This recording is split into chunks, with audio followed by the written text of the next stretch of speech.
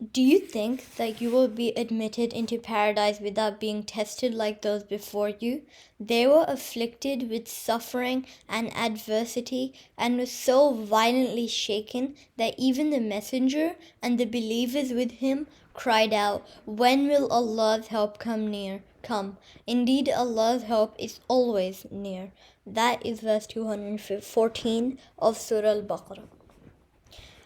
Everybody, whether Muslim or not, will face suffering and trials.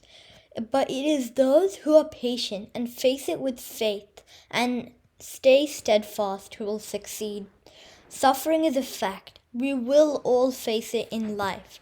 It can come in many ways. You may lose a loved one, or you may face difficulties, but in one way or the other, we will all face sufferings. In this verse, it says that the people before us were so heavily hit with trials and tribulation that even the mu'mineen would ask when Allah's help would come. By Allah's mercy, we are living in a good environment and we're able to find peace. And imagine how many people with have their lives torn apart by suffering.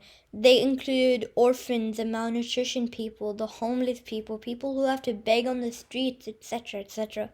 We can take a beautiful example from Lady Zainab sallallahu alaihi wasallam, who had her whole life taken away from her by Yazid and had to face so many hardships. She was taken to Sham and in the court of Yazid, where she was asked, how did you find the way Allah treated your brother and your family?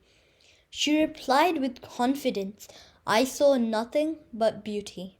That level of trust in Allah subhanahu wa ta'ala is indeed very hard to achieve, but every believer should strive to get to that rank where your whole family has been martyred and taken for slaves, and you're standing in front of the very man who caused it all, and still you have trust in Allah, for Allah is the all merciful and all wise.